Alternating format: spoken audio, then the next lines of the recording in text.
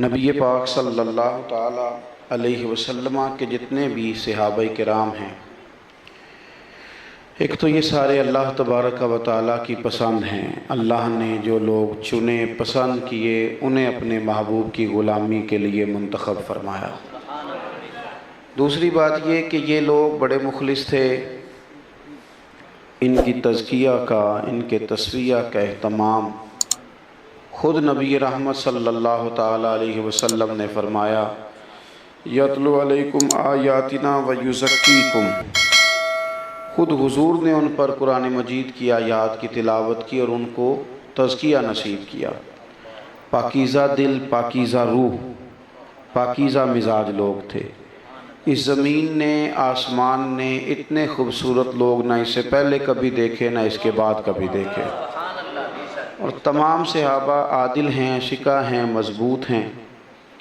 ان تمام کا احترام، ان تمام کا اکرام، ان سب کے لیے اپنے دلوں میں محبت کے جذبات رکھنا، یہ اہل ایمان کا نظریہ بھی ہے، عقیدہ بھی ہے، اور اسی پر خاتمہ بالخیر کا دار و مدار بھی ہے۔ اللہ تعالیٰ نے قرآن مجید میں فرمایا، محمد الرسول اللہ، محمد صلی اللہ تعالیٰ علیہ وسلم اللہ کے رسول ہیں، والذین معہ، اور وہ جو ان کے ساتھ ہیں، اشداء علی الکفار،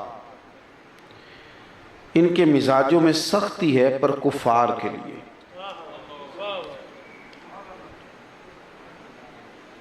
جس طرح کسی صالح آدمی کی محبت رکھنا انسان کے دل کو دین پر مضبوط کرتا ہے، اسی طرح نفرت کا بھی پورا باب ہے۔ بخاری مسلم میں پورا ایک باب ہے کہ محبت کرو تو اللہ کی رضا کے لیے، اور بغض بھی رکھو تو من احب للہ و ابغض للہ۔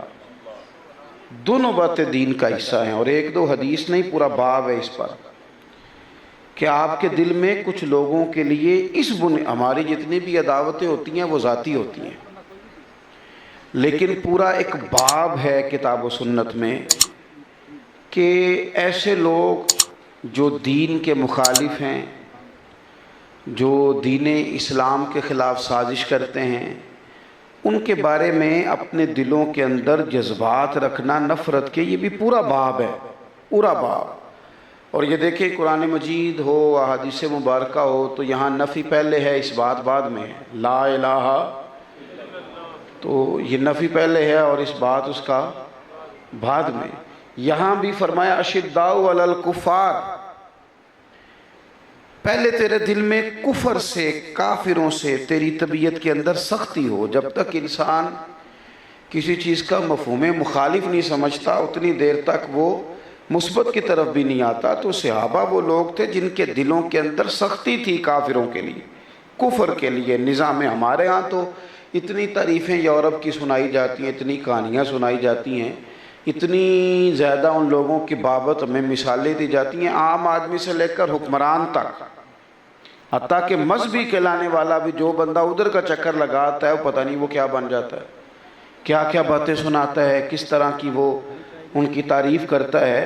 کسی شخص میں کوئی خوبی ہو تو اس کا بیان منع نہیں، لیکن آپ کفر کی تعریف اس انداز میں کریں، یہ درست نہیں۔ اشداء علی الکفار، فرمایا وہ کافروں پر سخت ہیں جو حضور کے ساتھ صحابہ ہیں، کافروں پہ سخت ہیں، رحماء بینہم، آپس میں بڑے رحم دل ہیں۔